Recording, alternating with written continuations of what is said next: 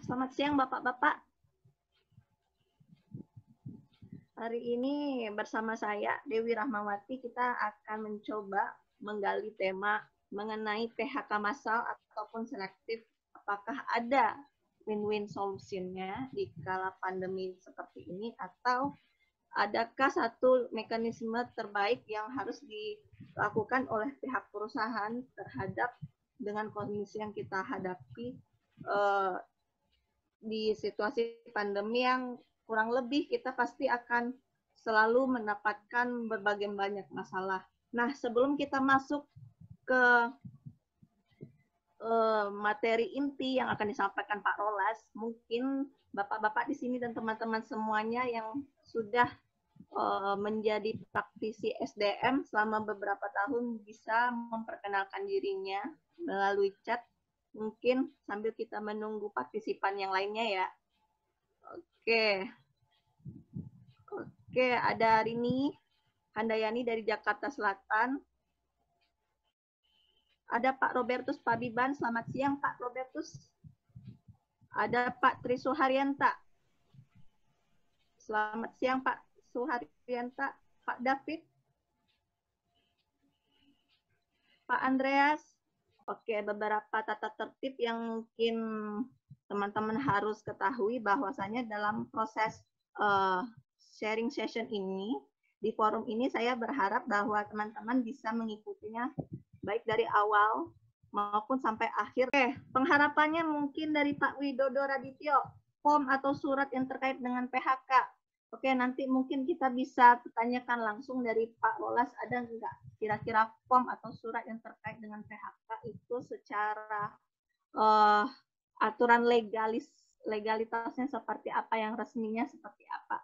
Selanjutnya, sertifikatnya apakah setelah virtual session ini kira-kira ada sertifikatnya? Mungkin itu akan kita infokan kembali setelah aktivitas kita di virtual session ini berakhir. Nanti kita infokan langsung ke WhatsApp group. Oke, selanjutnya ada nggak yang ingin dipertanyakan sebelum saya mulai? Oke, Mbak Dewi, saya tambah dikit ya. Soal sertifikat materi itu memang setiap ada sharing session kayak gini memang ada pertanyaan. Sebenarnya di grup sementara saya sudah sampaikan ya. Nah, nanti akan saya sampaikan kembali ya. Ya, kalau ada yang baca pengumuman sebelumnya sebenarnya sudah disampaikan. Ya. Oke, saya kembalikan ke Pak Dewi. Baik, saya pikir itu sudah jelas ya tentang masalah sertifikatnya, karena itu sudah sering diberitakan oleh Pak Miki sendiri mengenai masalah sertifikat setelah kegiatan sesi virtualnya. Lalu, baik, sebelum materi akan dijelaskan oleh Pak Rolas sendiri, ada nggak yang ingin ditanyakan? Sebelumnya saya berterima kasih kepada Pak Miki dan Pak Rolas Tapubolon yang sudah bersedia dan menerima saya untuk memoderatori dari tema yang sangat-sangat luar biasa sensitif di kala kondisi-kondisi yang seperti ini. Namun di kondisi yang seperti ini saya pikir dengan tema yang seperti ini, disinilah kesempatan kita untuk bertanya banyak kepada Pak Rolas Tapubolon selaku sebagai lawyer dan advokat yang tentunya sudah lama berkecimpung dan menangani masalah industrial relationship ini. Oke, selamat siang kepada teman-teman semuanya. Perkenalkan, nama saya Dewi Rahmawati Nur Aulia. Hari ini adalah minggu ini merupakan minggu kesekian kali di mana dari grup sendiri sudah memberikan beberapa sekali materi yang kita sendiri, materi tersebut adalah mencoba untuk meningkatkan kapasitas kita, baik di secara pemahaman kita secara personal maupun bagaimana kita mengaplikasikan apa yang kita hadapi dalam dunia industri di tempat kerja kita saat ini. Sebelum saya menyerahkan materi ini ke Pak Rolas Tapubolon, mungkin teman-teman ingin mengetahui secara biografi dari narasumber kita ini bahwa beliau merupakan seorang advokat yang beralamat di Mall Taman Palam, lantai 2 Blok A 85 Cengkareng, Jakarta. Dan saat ini beliau sudah berkecimpung dalam hubungan industri itu selama lebih dari 10 tahun ya Pak ya? 10 tahun. Lebih dari 10 tahun. Oke, di mana banyak sekali layanan hukum yang sudah dilakukan oleh Pak Rolas ini, mulai dari drafting kontrak sampai kepada proses penyelesaian hukum pidana maupun perdata tersendiri. Sedangkan untuk law office-nya sendiri, Pak Rolas Tampu Bolon berstay di daerah Cengkareng. Baik Pak Rolas, saya persilahkan kepada Bapak untuk setidaknya memberikan sedikit penjelasan materi mengenai masalah PHK itu sendiri. Silakan Pak Rolas. Baik, terima kasih Bu Dewi. Selamat siang Bapak Ibu sekalian. Suara saya kedengaran ya Pak ya, Bu? Selamat siang Pak. Kedengaran Pak. Siang, baik. Ya. Dengaran Pak, dengaran. Kedengaran ya, baik. Iya. Ya. Sore hari ini, tapi sebelumnya saya memperkenalkan diri dulu. Nama saya Rolas Tampu Bolon. Profesi saya sehari-hari itu sebagai advokat. Namun sebelumnya saya pernah menjadi HRD Manager saya. Saya pernah menjadi HRD Manager di PT Armstrong Industri Indonesia di daerah Cikarang. Mungkin kalau ada yang tinggal di Cikarang mungkin tahu PT Armstrong Industri Indonesia. Jadi saya pernah sebagai HRD Manager di sana. Kemudian di beberapa perusahaan grup juga saya pernah menghandle HRD di sana juga, sekaligus relation industrialnya. Jadi kenapa saya sangat tertarik dengan masalah hubungan industrial itu? Ya pertama adalah karena sebelumnya saya pernah berkecimpung di dunia HRD atau di dunia SDM, sehingga itu sebenarnya menjadi sebuah kesukaan lah ya, pekerjaan yang menjadi sebuah kesukaan. Nah, kita mungkin pada sore hari ini membahas yang menjadi isu saat sekarang ini ya, menjadi isu saat sekarang ini soal PHK. Kita tahu bahwa PHK ini memang sudah menjadi perhatian utama ini di Indonesia. Tapi tahun 2019 yang lalu saya pernah menulis di detik.com soal PHK dan resesi. Nah, dulu saya menulis soal resesi itu karena Turki pada waktu itu mengalami resesi. Tahun 2019 itu Turki mengalami resesi ekonomi, sehingga ada kekhawatiran dampaknya sampai ke Indonesia. Namun, yang kita tahu, informasi yang kita peroleh ternyata pertumbuhan ekonomi kita masih jauh di bawah resesi. Artinya masih aman-aman ya, masih 5%. Sehingga pada waktu itu pemerintah meyakinkan bahwa Indonesia tidak mengalami resesi. Namun dengan tahun sekarang ini, tahun yang bisa dikatakan tahun-tahun butuh perjuangan ya, karena adanya pandemi COVID-19, semuanya negara-negara dunia juga terdampak. Nah, salah satunya juga adalah masalah hubungan kerja dengan perusahaan. Karena ada juga perusahaan-perusahaan yang mengalami dampak yang sangat luar biasa, sehingga mau nggak mau ada yang melakukan PHK, ada yang melakukan pengurangan karyawan, kemudian ada hak-haknya yang diberikan tidak penuh, tapi diberikan sebagian. Nah, itu banyak kejadiannya. Untuk PHK massal sendiri, saya pernah menangani kasus ini tahun 2017. Tahun 2017 saya pernah menangani PHK massal itu yang melibatkan 73 orang karyawan. Pada waktu itu posisi saya di pihak pekerja. Jadi ada pihak pekerja yang minta tolong ke saya, ini kami di PHK massal, minta tolong supaya dibantu agar bagaimana PHK-nya ini, ya kalau PHK tapi hak-hak karyawan itu dibayar. Nah, saat sekarang masih berproses, masih di PHI, tapi kita berharap nanti di PHI juga hasilnya sudah putus, sudah dikabulkan, cuma sekarang masih dalam tahap eksekusi, sehingga nanti setelah tahap eksekusi itu nanti kita bisa memberikan hak-hak karyawan. Baik Bapak Ibu, itu perkenalan singkat saya. Judul yang diberikan oleh Pak Miki ke saya itu adalah mengenai PHK massal selektif, aman, dan win-win solution. Sebenarnya kalau kita lihat dalam Undang-Undang 13 tahun 2003 tentang ketenagakerjaan, itu tidak ada pengertian PHK massal. Yang ada hanya pengertian PHK. Namun di dalam keputusan Menteri nomor 150 tahun 2000, Kepmen ini masih berlaku ya. Ada sebagian ketentuan yang sudah dihapus, tapi ada sebagian ketentuannya itu masih dipakai. Jadi dalam Kepmen 150 tahun 2000 itu ada pengertian PHK massal. PHK massal itu adalah PHK terhadap 10 orang pekerja atau lebih pada satu perusahaan dalam 1 bulan atau terjadi rentetan PHK yang dapat menggambarkan suatu itikat pengusaha untuk mengadakan PHK secara besar-besaran. Itu bisa dilihat di dalam pengertiannya dalam pasal 1 butir 5 Keputusan Menteri 150 tahun 2000. Nanti kalau Bapak atau Ibu ingin tahu bisa di Google ya, Kepmen 150 tahun 2000. Namun pengertian PHK massal ini tidak ada diatur di dalam Undang-Undang 13 tahun 2003 tentang ketenagakerjaan. Dalam Undang-Undang 13 hanya mengatur tentang PHK saja, pengertian PHK saja. Tapi kalau dalam Kepmen 150 2000 itu ada disebut pengertian PHK massal. Kepmen ini muncul karena pada waktu itu Undang-Undang 13 belum jadi atau belum disahkan sebagai undang-undang.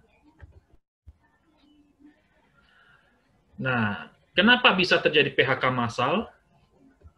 PHK massal itu bisa terjadi karena 2 hal. Pertama, faktor pekerja. Kalau misalnya faktor pekerja ini adalah tidak dilaksanakan kewajiban terhadap pekerja seperti upah. Nah, ini pernah saya tangani nih. Pengalaman saya pernah saya tangani, ada sebuah kasus perusahaan besar di Indonesia, itu melakukan, perusahaannya masih eksis, tapi ada hak-hak upah yang tidak diberikan pada waktu itu. Akhirnya ada 13 orang yang mengajukan PHK. Jadi mereka yang 13 orang ini tidak mengajukan resign, tetapi mengajukan PHK melalui LPHI, ya, Lembaga Penyelesaian Hubungan Industrial. Nah, kemudian sudah putus, pekerjanya memperoleh hak pesangon. Nah, ini adalah ketika terjadinya perusahaan tidak memberikan hak pekerja seperti upah. Upahnya sering telat, ya, ada diberikan ternyata tidak cukup, tidak sesuai yang disepakati, akhirnya pekerja mengajukan PHK. Mungkin kalau tidak mau ribet, ada karyawan yang mengajukan pengunduran diri, tetapi ada karyawan yang mengajukan PHK atas kemauan sendiri. Nah, ini kena pasal 169 Undang-Undang 13 tahun 2003. Karena ada hak yang merupakan kewajiban perusahaan itu tidak diberikan, tapi pada akhirnya karyawan mengajukan gugatan ke PHI dan dikabulkan hakim. Nah, ini pernah kejadiannya ini atas faktor pekerja, ya, permintaan pekerja. Nah, ada atas faktor pengusaha. Jadi pengusaha melakukan PHK massal itu karena mungkin ada perusahaan tutup, perusahaan merugi, kemudian ada force majeure. Nah, kalau perusahaan tutup ini kan banyak kejadian saat sekarang ini. Cuman gitu loh.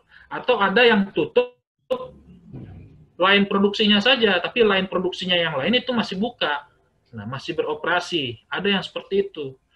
Nah, itu kalau bisa berselisih nanti itu akan menarik. Kenapa? Karena ada line produksi yang lain yang masih berproduksi, tapi line yang lain itu ditutup. Jadi pengertian perusahaan tutup itu adalah memang perusahaan tutup permanen. Tapi kalau perusahaan tutup hanya line-nya aja, itu tidak tutup permanen itu. Karena line bisnis yang lain masih bisa dijalankan. Kemudian ada yang perusahaan merugi, ya. Perusahaan merugi ini misalnya memang tidak mendapat untung, tidak memperoleh laba dari aktivitas bisnisnya, atau merugi karena faktor-faktor yang lain. Namun untuk memberikan pengertian perusahaan merugi ini harus dibuktikan oleh hasil audit 2 tahun sebelumnya. Kalau belum 2 tahun sebelumnya, belum bisa dikatakan perusahaan ini merugi, ya. Belum bisa dikatakan perusahaan ini merugi. Nah, lalu force majeure. Nah, force majeure itu apa? Force majeure itu kahar atau keadaan memaksa. Ya, misalnya perusahaannya pabriknya terbakar, ya. Lalu kemudian barang-barangnya pada saat perjalanan, barang-barang yang mau diproduksi itu rusak atau ada insiden, atau pada saat itu ada terjadi perang atau bencana alam, ya, atau bencana-bencana lain yang mengakibatkan pengusaha itu tidak bisa melanjutkan usahanya. Nah, kalau seperti saat sekarang ini, apakah pandemi COVID-19 ini adalah force majeure atau tidak? Nah, ini kembali lagi, karena masalahnya adalah pemerintah tidak pernah mengatakan pandemi ini sebagai sebuah kondisi force majeure. Ya, tidak pernah secara tegas dikatakan ini adalah keadaan memaksa. Force majeure itu hanya bisa ditentukan oleh perjanjian, ya. Jadi perjanjian itu, kalau misalnya dalam perjanjian kerja itu harus disebutkan ketentuan force majeure itu seperti apa. Kalau disebutkan, maka berlakulah ketentuan force majeure. Nah, kalau di dalam Undang-Undang 13 itu bisa kita lihat di pasal 164. Di dalam pasal 164 itu ada dilihat di situ perusahaan tutup karena force majeure. Force majeure di situ disebut seperti perang, bencana alam, dan lain sebagainya. Tapi konsekuensinya, meskipun force majeure, itu tetap harus memberikan pesangon kepada pekerjanya. Nah, itulah yang membedakannya dengan force majeure dalam artian hubungan bisnis individual atau antar perusahaan dengan force majeure antara hubungan pengusaha dengan pekerja. Kalaupun ada kondisi force majeure, itu tetap harus dibayarkan hak-haknya dalam bentuk pesangon. Besarnya adalah 1 kali pesangon, ya. Nah, bagaimana mencegah agar jangan terjadi PHK massal? Jadi untuk mencegah terjadinya PHK massal ini kasuistik ya Bapak Ibu ya. Jadi tidak ada sebuah standar aturan yang bisa dikatakan untuk dijadikan acuan, untuk bisa dijadikan sebagai dasar untuk mencegah terjadinya PHK massal. Jadi setiap masing-masing perusahaan itu pasti kasuistik. Pasti punya case-case tersendiri yang bisa dijadikan sebagai dasar untuk mencegah jangan terjadinya PHK massal. Namun di dalam surat edaran nomor 907 Men PHI PPHI _10 tahun 2004 tertanggal 2004 ada beberapa hal yang bisa dijadikan acuan untuk jangan terjadi PHK massal itu. Salah satunya adalah mengurangi upah dan fasilitas pekerja tingkat atas, misalnya tingkat manajer dan direktur. Nah, soal mengurangi upah ini, saya lihat rata-rata pekerja sudah mengalami pengurangan upah itu. Ada yang 60%, ada yang 50%, ya. Itu karena apa? Karena perusahaannya mungkin lagi terdampak untuk suatu kasus tertentu, akhirnya ada yang mengurangi upah, asalkan jangan melakukan PHK. Lalu mengurangi shift, kalau misalnya di manufaktur itu biasanya kan maksimal ada 3 shift tuh. Nah, misalnya dikurangi jadi 2 shift atau 1 shift, ya. Membatasi menghapus kerja lembur. Nah, saya rasa kan kalau masalah kerja lembur ini sendiri kan itu tidak wajib ya dalam Undang-Undang 13.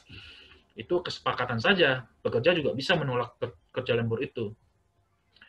Mengurangi jam kerja, kemudian mengurangi hari kerja, meliburkan atau merumahkan secara bergilir untuk sementara waktu, tidak memperpanjang PKWT, atau memberikan hak pensiun kepada pekerjanya. Nah, ini yang diatur dalam surat edaran. Jadi surat edaran ini sifatnya tidak imperatif ya. Surat edaran ini sifatnya hanya himbauan saja. Artinya itu hanya sebuah apa namanya? Sebuah himbauan atau sebuah apa ya dikatakan ya? Sebuah pernyataan yang disampaikan kepada pemerintah, misalnya ini kan dari Kementerian Tenaga Kerja, itu disampaikan kepada departemen ataupun dinas-dinas tenaga kerja ya, yang ada di provinsi ataupun di kota, sehingga itu bisa menjadi sebuah acuan jika di daerahnya ada terjadi PHK massal. Nah, inilah acuannya itu dari pemerintah. Namun kan kembali tadi seperti saya sampaikan bahwa perusahaan ini kan banyak ininya, kasuistiknya, banyak polanya. Jadi Jadi memang kalaupun ada yang bisa menerapkan ini bisa, kalaupun tidak menerapkan ini mungkin ada cara-cara lain yang mungkin bisa diterima secara baik-baik oleh pengusaha ataupun oleh pekerja. Kemudian solusi jika terjadinya PHK massal. Ya, jadi memang kalau masalah PHK ini ujung-ujungnya memang tidak ada cara yang lain solusinya kecuali membayar pesangon. Kalau misalnya ada sebuah perusahaan tidak mau membayar pesangon karena memang kondisinya memang lagi berat atau memang tidak ada dana untuk membayar pesangon, ya ini jadi sebuah dilema. Mungkin dari segi pekerja ada yang mengikhlaskan, ada yang tidak mengikhlaskan. Dan akibatnya apa? Ya akibatnya ya pekerja menjadi pengangguran, tidak ada uang yang dipegang, ya nanti akan terdampak terhadap status sosial dan ekonominya. Nah itulah yang menjadi kekhawatiran saat-saat sekarang ini gitu. Jadi solusi jika terjadi PHK itu memang konsekuensinya adalah memberikan pesangon, tidak ada cara yang lain. Kalau misalnya mau memberikan 2 kali pasal 156, wah itu hebat sekali itu. Ya. Namun mungkin ada di tengahnya.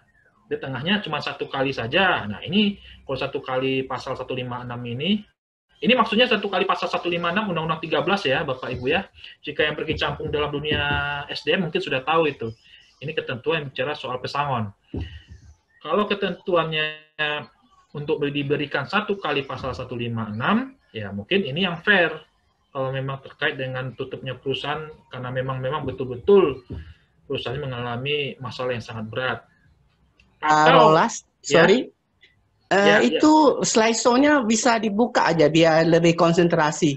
Yang mana? Yang biar dibuat slide show aja yang di bawah itu. Nah, kalau ini kan kelihatan terpotong layarnya. Dibuat full, potong, ya? Dibuat full. Dibuat full ya. Iya, biar pesertanya dia lebih konsentrasi. Kalau ini terpotong-potong. Di mananya ya, Pak ya? Di sebelah kanan di ya. bawah kan ada itu. PDF Di bawah sebelah kanan. Iya. Kanan bawah. Ini PDF soalnya. Itu PDF jadi nggak bisa. Oh ini PDF ya? Iya. Oh, PDF. enggak. Sudah. Ini PDF memang. Ini PDF. Tapi Ya, kelihatan ya apanya ya. Kelihatan ya bahannya ya. Dikecilin dikit mungkin. Oh, dikecilin ya. Waduh, dikecilin nggak bisa kayak ini, Pak. Karena kalau misalnya dia itu bisa dikecilin, ini kayaknya sudah PDF ini, Pak. Zoom out. Coba pilih fit to page. Oke, kalau gitu lanjut aja Pak. Nggak.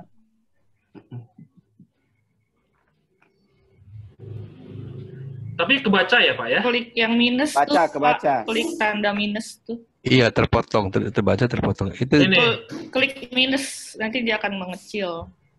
File PDF, file PowerPoint nggak ada ya Pak ya? PowerPoint ya, coba saya cek dulu PowerPoint-nya ya. klik Kalau minus. dari PowerPoint kan enak. Makanya kemarin sebenarnya kita mau bantu dari moderator sama kita bantu slideshow aja. Atau itu ada menu fit to page, bisa juga jadi pilihan. Ini bisa nggak?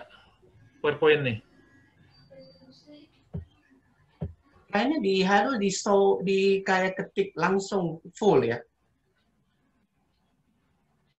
Kalau nggak ada yang tertutup. Sebenarnya nggak masalah, Atau Pak. mungkin bisa diambil alih sama hostnya, Pak? Masalahnya saya juga PDF kemarin belum dikirim itu. Oh, belum dikirim itu ya?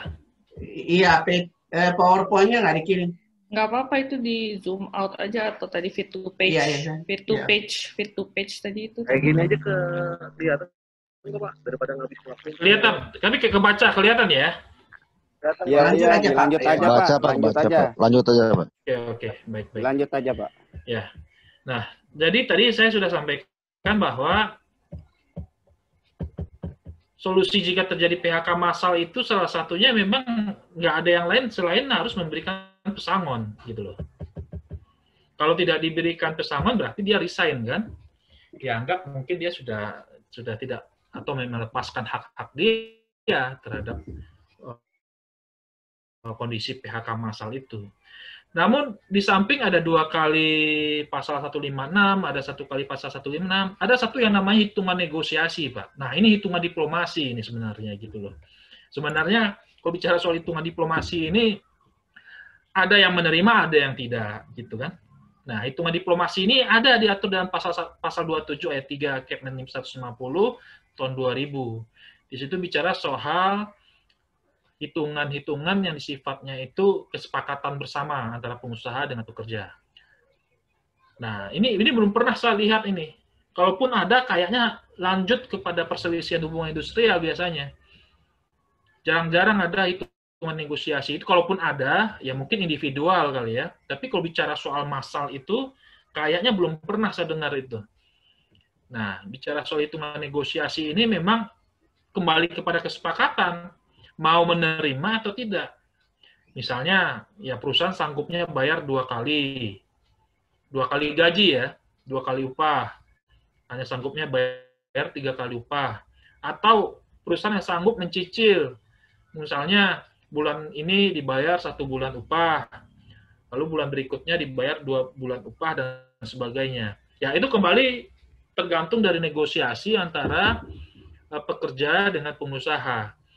Jadi memang kalau bicara soal negosiasi itu nggak bisa dipaksakan di situ kan. Kalau misalnya dipaksakan, akhirnya berselisih. Tidak lagi yang namanya negosiasi.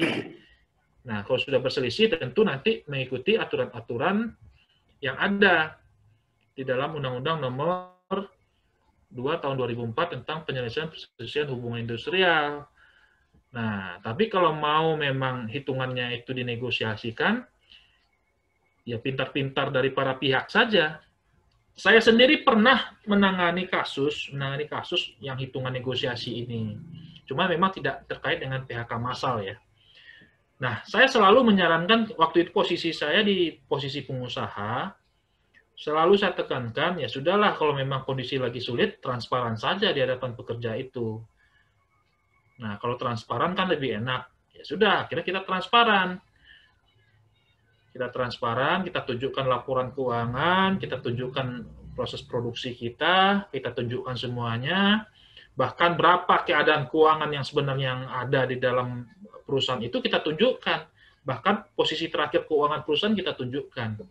Dan ketika diketahui bahwa posisi keuangan cuma segitu, akhirnya pekerjanya mau menerima hitungan negosiasi gitu loh. Jadi kalau sudah menerima hitungan negosiasi, dibuatkan perjanjian bersamanya. Nah, itu kalau pengusahanya transparan, terbuka dengan kondisi perusahaannya. Tapi kalau kondisi perusahaannya tidak terbuka, ya mungkin akan lanjut terus itu. Tetap ngototnya di 1 kali pasal 156 ini, minimal dapatnya segini. Kalau 2 kali pasal 156 itu bakalan sulit. Kecuali kalau putusan PHI, ya, putusan PHI bisa memberikan pasal 156 ini. Lanjut.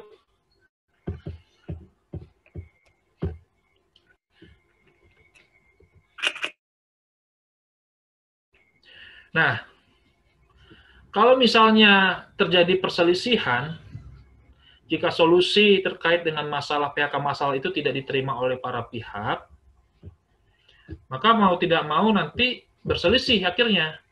Terjadi dispute. Kalau terjadi dispute, ya berarti harus mulai lagi dari bipartit, kemudian mediasi, nah kemudian sampai ke PHI nantinya, sampai ke Mahkamah Agung. Nah, mau nggak mau nanti pekerja harus berunding dengan pengusaha. Kalau sepakat, dibuatkan perjanjian bersamanya. Kalau tidak sepakat, lanjut ke mediasi ke Disnaker. Disnakernya adalah sesuai dengan domisili pekerja ya. Domisili di mana dia bekerja. Kemudian nanti pada saat mediasi, dibuatkan surat permohonan pencatatan perselisihannya ke Disnaker setempat. Kemudian nanti akan ditunjuk mediatornya siapa. Mediator di setiap dinas tenaga kerja itu ada. Nah, kemudian nanti akan ada sidang mediasi. Nah, produk hukumnya dari mediasi ini adalah anjuran. Anjuran ini tidak bersifat mengikat ya. Dia tidak bersifat imperatif. Dia bisa diterima. Kalau dia terima bisa dibuatkan PB. Kalau tidak diterima, nanti bisa lanjut ke langkah selanjutnya yaitu ke PHI. lanjut ke PHI nantinya. Nanti mengajukan PHI, nanti ada gugatan disampaikan, kemudian ada jawaban, kemudian nanti ada replik, ada duplik, ada pembuktian, ya, ada kesimpulan dan ada putusan. Nah, dalam putusannya itu nanti mengabulkan atau menolak. Cuman yang saya perhatikan saat sekarang ini memang rata-rata hampir 80% itu kalau misalnya gugatan PHK itu dari pihak pekerja itu selalu menang. Ya. Kenapa selalu menang? Karena memang kalau bisa dikatakan gugatan PHK itu adalah sudah bukti adanya perselisihan. Jadi menariknya di PHI ini, kalau misalnya antara pihak pekerja dengan pihak pengusaha itu tidak ada kecocokan lagi, itu PHI bisa memutuskan PHK karena adanya pertimbangan subsidiar, yaitu mohon putusan yang seadil-adilnya. Nanti jatuhnya adalah 1 kali PMTK atau 1 kali pesangon atau 2 kali pesangon. Nah, itu tergantung dari putusan PHI. Yang kenapa menariknya, saya pernah berpengalaman, ada salah seorang pekerja meminta di PHK gara-gara pindah lokasi kerja. Pindah lokasi kerja. Pindah lokasi kerjanya itu cuma 10 km, Bapak Ibu. Jadi, pindah di daerah Jakarta Selatan, pindah dari Jakarta Pusat, pindah ke Jakarta Selatan. Cuman jaraknya itu mungkin sekitar 10 atau 12 km lah. Tapi dari pihak pekerja ini tidak mau melanjutkan. Tidak mau melanjutkan, kenapa? Karena alasan jauh. Jadi pihak pekerja ini, kalau di Jakarta Pusat, kantornya itu sudah langsung terkoneksi dengan stasiun kereta. Jadi dia tidak perlu mengeluarkan ongkos yang besar. Nah, tapi ketika dipindahkan ke perusahaan yang lain, perusahaan itu termasuk masih perusahaannya yang sama, itu malah jauh. Dari stasiun ke perusahaan itu jauh. Sehingga dari segi efisiensinya, dia rugi. Dia tidak mau, ongkosnya malah besar. Nah, putusan PHI dikabulkan 2 kali pesangon. Padahal yang diminta cuma 1 kali pesangon, tapi oleh PHI dikabulkan 2 kali pesangon. Nah, perusahaan langsung kasasi, dan dikasasi turun lagi dari 2 kali turun jadi 1 kali. Tapi pada prinsipnya pekerjanya sudah happy, dia mendapat pesangon karena tidak mau dipindahkan ke lokasi perusahaan yang baru. Nah, itulah kenapa di PHI itu sangat menarik sekali. Lalu lanjut, akibat PHK massal itu akibat PHK massal saya rasa kita sudah tahu sendiri. Pertama, bagi pekerja itu kehilangan pekerjaannya, dia menjadi pengangguran, kemudian kehilangan nafkah, kehilangan nafkah bagi keluarganya. Nah, ini akan bisa berdampak sosial, bisa berdampak sosial. Kemudian bagi pengusaha itu akan kehilangan pekerja yang sudah berpengalaman. Nah, ini juga salah satu yang bisa menjadi kerugian bagi pengusaha kalau sudah melakukan PHK massal. Kenapa? Karena kan pengusaha itu sudah memberikan transfer job, transfer kompetensi gitu kepada pekerjanya itu. Sehingga kalau misalnya terjadi PHK massal, akan susah jika ingin pengusaha ini mau bangkit lagi, akan susah mencari orang-orang yang pernah dia pekerjakan itu, karena sudah tahu metode produksinya bagaimana, proses produksinya bagaimana, dan sebagainya gitu. Nah, itu yang menjadi kerugian bagi pengusaha kalau melakukan PHK massal.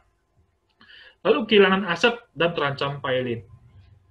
Jadi bagi pengusaha kalau misalnya melakukan PHK massal dan kemudian tidak membayarkan pesangonnya, itu akan sangat berisiko kehilangan aset, kehilangan aset yang sudah dia beli, kemudian kehilangan kepercayaan dan juga terancam pilot. Jadi kalau pengusaha terancam pilot itu akan tidak bagus bagi dirinya gitu. Kenapa? Karena kalau sudah terancam pilot itu, apalagi sudah diputus pilot itu, dia tidak bisa melakukan melakukan hubungan bisnis, tidak bisa mendapat pinjaman dari bank, kemudian tidak bisa, kalaupun direksinya nanti direksinya tidak bisa duduk di jabatan publik, Kenapa? Karena sudah pilot. Nah, itu ketakutan bagi pengusaha kalau misalnya melakukan PHK massal jika jika tidak membayar pesangon ya sesuai dengan kesepakatan dengan pekerjanya. Ini terjadi nih. Nanti akan saya bahas di berikutnya yang soal kehilangan aset ini, terancam pilot ini. Slide-nya nggak jalan ya, Pak? Jalan, Pak. Kita masih di itu, Pak, di pasal-pasal itu, Pak. Di mana, Pak? Di pasal 156 itu. Masih di sini, Pak. Ini tadi udah dapat, Pak, ya? Slide-nya masih belum ini, Pak. Slide-nya nggak next ini, Pak. Masih bicara masalah pasal ini, Pak. Coba ya. Saya kembali ke PDF aja ya. Slide-nya nggak jalan. Ini masih bentuk PDF.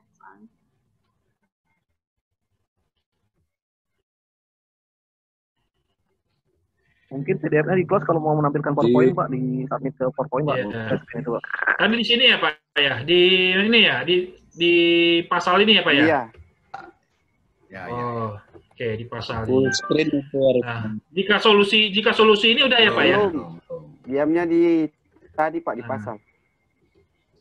Oh, iya ya. Tapi udah kelihatan ya, Pak ya, jika solusi diterima Ya, ini ya. ya, Pak ya. Nah, tadi sudah saya sampaikan tadi, kalau sudah solusi tidak diterima, maka ini lanjut seperti ini ya. Alurnya seperti ini, Pak. Ya. Alurnya seperti ini, ada 3 langkah atau 3 jenjang yang harus dihadapi. Jadi tidak bisa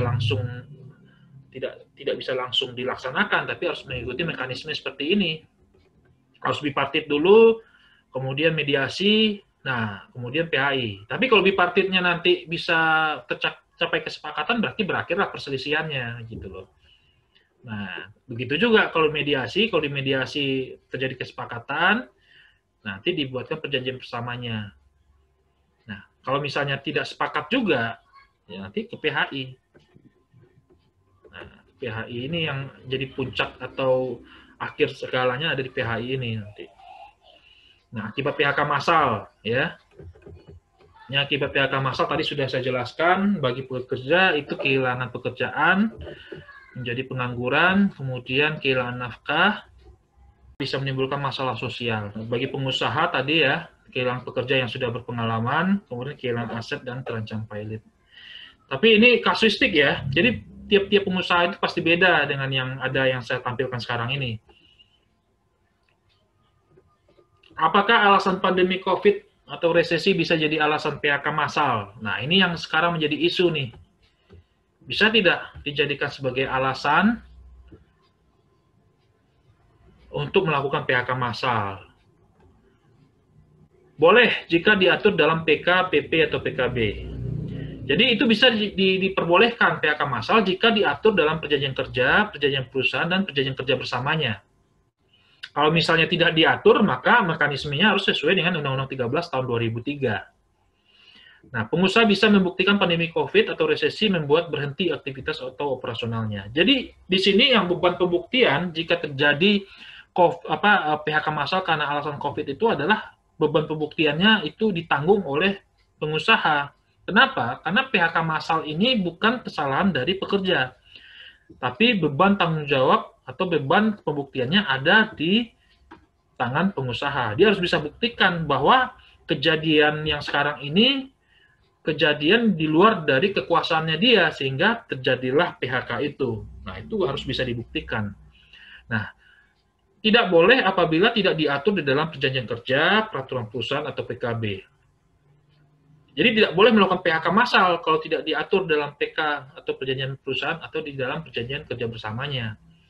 Makanya dalam pembuatan PK, PP, atau PKB itu, baik HRD atau SDM itu harus hati-hati. Ada perjanjian kerja yang tidak mencantumkan soal force majeure atau masalah kahar atau keadaan memaksa gitu. Sehingga yang terjadi adalah perselisihan dan kemudian tidak diatur dalam peraturan perusahaan dan tidak diatur juga dalam PKB.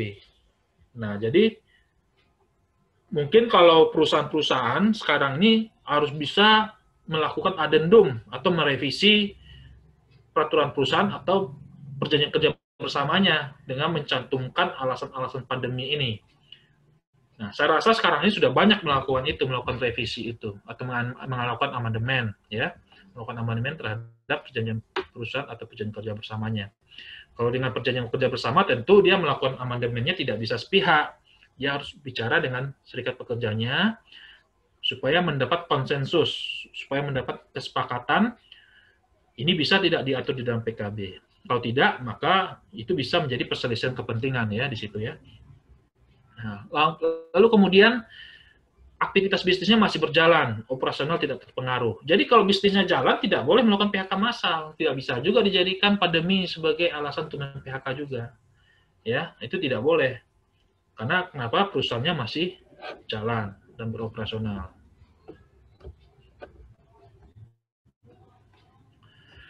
Peranan pemerintah mencegah PHK massal. Nah, di sini ada 3 langkah yang harus dilakukan pemerintah dalam mencegah PHK massal.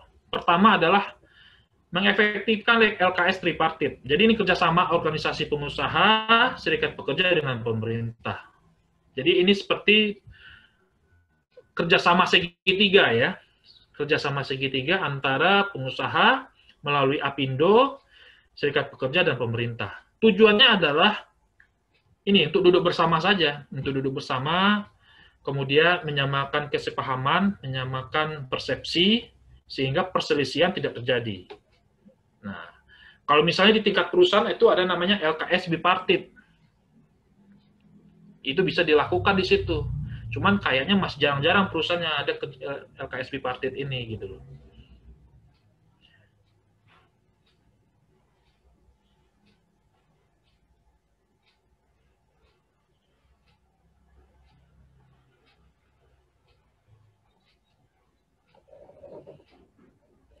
Ya. Lalu yang berikutnya adalah memberikan pinjaman lunak kepada pengusaha yang terdampak krisis di perusahaannya. Nah, ini pernah menjadi isu juga ini. Apakah perusahaan bank mau tidak memberikan pinjaman lunak kepada pengusaha, bank-bank pemerintah? Ya tentunya kalau memberikan pinjaman lunak ini bukan sebuah perkara yang gampang. Ya.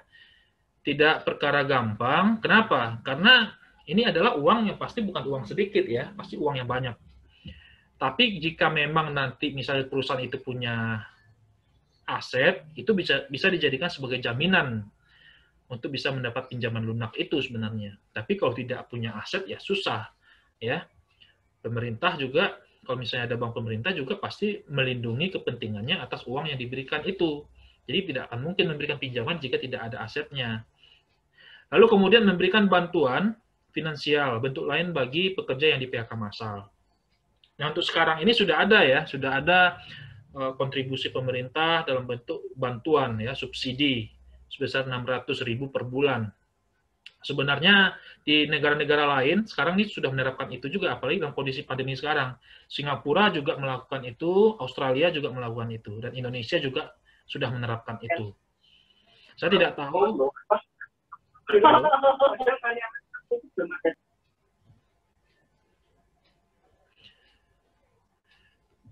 Di negara-negara lain sudah juga menerapkan itu ya, yang seperti yang dilakukan Indonesia untuk memberikan bantuan finansial itu. Cuman kalau di Indonesia kan yang upahnya cuma 5 juta saja, yang di atas 5 juta kan tidak diberikan. Nah, ini 3 hal yang bisa dilakukan pemerintah untuk mencegah PHK massal ya. Di samping tadi itu ada ya, surat edaran 907 yang bisa memberikan saran kepada pemerintah. Ya, bisa memberikan saran kepada pengusaha supaya jangan melakukan PHK terhadap pekerjanya, PHK massal ini. Lalu kemudian, next-nya Pak. Nah, melakukan PHK yang selektif dan win-win solution. Tadi kita skip dulu ya yang soal PHK massal tadi. Nah, sekarang kita masuk pada melakukan PHK yang selektif dan win-win solution. Nah, alasan PHK itu ada 3 hal ya. Ada 3 hal. Yang pertama adalah pengusaha hanya boleh melakukan PHK jika dilakukan sesuai prosedur. Lalu pengusaha hanya boleh melakukan PHK karena alasan yang tepat. Lalu kemudian dalam mengambil keputusan PHK, pengusaha harus membatasi akibat negatif bagi karyawan seminimal mungkin. Jadi memang untuk bisa melakukan PHK itu harus sesuai prosedurnya. Jadi tidak bisa melakukan PHK sepihak saja, ya. Jadi tidak bisa melakukan PHK sepihak. Kalau kebanyakan juga perusahaan-perusahaan banyak melakukan PHK sepihak. Boleh melakukan PHK sepihak apabila memang sudah diatur dalam perjanjian kerja bersamanya atau dalam peraturan perusahaannya. Itu boleh. Tapi untuk kasus tertentu saja, misalnya karena kasus pelanggaran berat, ya, PHK pelanggaran berat. Nah, itu bisa langsung PHK langsung itu, tanpa harus menunggu dari penetapan LPHI dulu. Lalu kemudian pengusahanya boleh melakukan PHK karena alasan yang tepat. Nah, karena alasan tepat ini tentu kembali ke pengusaha itu sendiri. Apa alasannya untuk dilakukan PHK? Apakah karena memang perusahaan lagi merugi, perusahaan lagi susah, atau perusahaan lagi mengalami kesulitan yang berat? Itu harus disampaikan kepada pekerja. Dan harus transparan, harus terbuka di situ. Kalau tidak terbuka, susah. Tapi ada juga PHK karena alasan disharmonis. Nah, itu masalah like and dislike itu diperbolehkan juga. Tapi ujung-ujungnya nanti jatuh pesangonnya lebih besar ya. Kalau masalah like and dislike itu bisa juga. Tapi konsekuensinya adalah pengusaha harus memberikan pesangon 2 kali. Itu karena alasan PHK karena disharmonis. Lalu kemudian dalam mengambil PHK, dalam keputusan PHK, pengusaha harus membatasi akibat negatifnya. Artinya seperti ini. Artinya kalau mengambil keputusan PHK, pengusaha harus bisa memperhatikan setelah di PHK ini pekerjaannya itu bagaimana, ya kan? Nah, itulah yang disebut dengan membatasi akibat negatif. Artinya dia harus memetakan ketika sudah melakukan PHK, karyawan ini bisa dilihat masih bertahan atau mendapat pekerjaan yang baru. Atau memang diberikan pesangon, tapi pesangonnya itu sesuai dengan undang-undang. Nah, itu dia membatasi akibat negatif bagi karyawan seminimal mungkin. Nah, ada perusahaan yang tidak peduli di situ.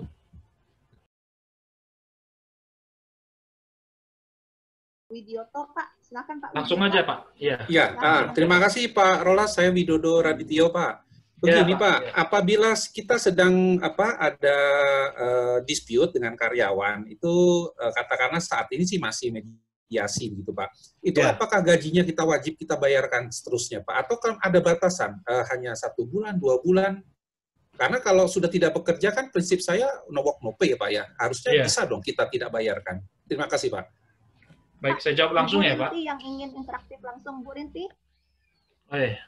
Bu Rinti. Baik, ya baik. Terima kasih Pak Ya. Mbak Dewi ya sama Ya. Mbak Rolas atas kesempatan yang diberikan pada saya. Baik, Begini Bu Pak, Rinti. saya menggarisbawahi apa disampaikan oleh Pak Rolas ya tentang force major. Itu sebaiknya kan dimasukkan dalam PPK, PB, PP atau PKB. Nah, Ya. kebetulan Pak di tempat saya itu produksi kami itu kan sifatnya job order, Pak. Nah, kami bukan mass product tapi job order. Nah, kadang-kadang order kami kadang ada yang dari customer tersebut, kadang tidak ada, Pak. Nah, misalkan Pak, kebetulan kan kondisi pandemi ini ada yang dari customer-customer kami yang mengalami penurunan order juga, sehingga imbasnya ke kami.